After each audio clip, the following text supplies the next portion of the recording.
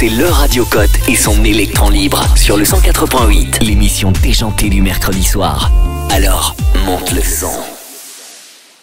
Au Radio Cote, dans le commu du Radio Cote, il y a François qui nous a rejoint. François, bonjour, ça va ? Ça va très bien et toi ? À Skip, t'as pas beaucoup dormi ? Pas les masses, non. Eh bien parce que on m'a dit que t'as regardé un documentaire toute la nuit. Effectivement, durant cette nuit, j'ai regardé le documentaire qui fait actuellement polémique, le documentaire Hold Up. Alors pendant 2h43, soit 163 très longues, voire très longues minutes, le documentaire va tout faire pour que le spectateur soit persuadé que la pandémie que nous vivons actuellement est un complot. Avant le visionnage de ce documentaire, j'étais un peu sceptique. Comment on peut réellement croire que le Covid est un complot ? Mais maintenant que j'ai vu la vérité de ce documentaire, je l'affirme haut et fort, chers auditeurs, le Covid est une mascarade. Alors si toi, jeune anarchiste propagandiste, tu veux aussi t'éveiller à la véritable vérité vraie, pas besoin de regarder le documentaire et perdre du temps, je vais te résumer la première grosse partie du documentaire. Alors ouvre bien tes oreilles. Tout d'abord, et c'est le point principal de tout le documentaire, le Covid est une invention créée par les laboratoires pharmaceutiques et surtout par les plus puissants de ce monde afin d'engranger un max de bif. Oh. Parmi ces puissants sont directement cités Bill Gates. Bah oui, évidemment, c'est une des personnes les plus riches du monde et depuis 1999, il possède sa propre association caritative qui vise à améliorer les soins de santé et à réduire la pauvreté dans le monde. En 2019, on a estimé qu'il avait déjà fait don de presque 45 milliards de dollars pour des associations diverses, mais il voudrait bien évidemment casser tout ce pourquoi il a travaillé pour gagner quelques milliards de plus. Après tout, qui connaissait et utilisait Teams avant le début du confinement ? Personne. Et bien voilà, le Covid a donc été inventé par Bill Gates afin de permettre à Teams de croître et de facto à Bill Gates d'engranger un max de money. C'est QFD. Hyper logique. Hyper logique. C'est implacable. Ensuite, on parle de David Rockefeller Jr. Enfin, pas tout à fait, puisqu'il a fait mention de John Davidson Rockefeller, qui est son arrière-grand-père.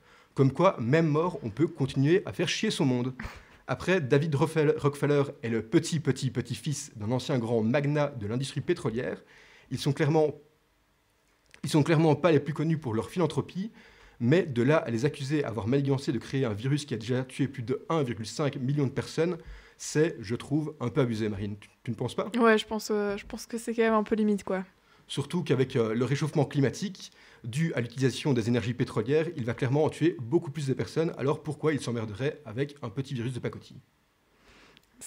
Ouais. Je sais pas. C'est vraiment incompréhensible. La logique n'est pas très... La logique m'échappe aussi un petit peu. Ouais. Mais c'est implacable, hein. Tout le monde y croit. Mais après, vous allez me dire, les riches, de toute façon, ils ont des passe-temps un petit peu atypiques. Il n'est qu'à regarder dans le BOE les riches qui pratiquent la vénerie. Bon, alors la vénerie, vous allez me dire, mais c'est quoi la vénerie ? Alors c'est juste un mot un petit peu savant pour dire qu'ils font de la chasse avec des chiens. Et du coup, j'ai appris ce mot-là. La vénerie, c'est la chasse avec des chiens. C'est la chasse avec des chiens. C'est pas la chasse à course ? Non, c'est vraiment la vénerie. Ok, d'accord. Ça... J'ai appris le mot aujourd'hui et je voulais le caser dans ma chronique. Je trouvais ça un petit peu stylé. D'accord, ok. Donc il n'y a que dans le BOE qu'on fait la chasse avec des chiens. Mais quel beau cliché. Je suis pas sûr que ce soit que dans le BOE. C'est que dans le BOE. Perso, j'ai toujours vécu dans le BOE. Tu fais partie de la tranche. On a vu dans le Luxembourg, il y en a pas mal non plus, hein, les Ardennes, tout ça. Il y a un peu plus de bois. C'est ça. Bon, en même temps, on va pas défendre le BOE parce que c'est vrai qu'il y a pas mal de riches dans cette magnifique province. Meilleure province de Belgique. Enfin, et c'est là que j'ai commencé à ne plus rien piger à tout le documentaire, c'est que le documentaire fait mention d'un certain Jacques Attali. Alors Jacques Attali, c'est un économiste qui prône l'économie positive, un chef d'entreprise et un haut fonctionnaire de l'État français. Alors j'ai vraiment pas compris pourquoi... Qu'est-ce qu'il fait là dans ce documentaire ? Je sais pas du tout, en fait, il le cite comme ça, vraiment, ils font du name dropping, et puis après ils en parlent plus du tout durant tout le documentaire. Donc ok, donc le pauvre il s'est juste retrouvé là. Exactement.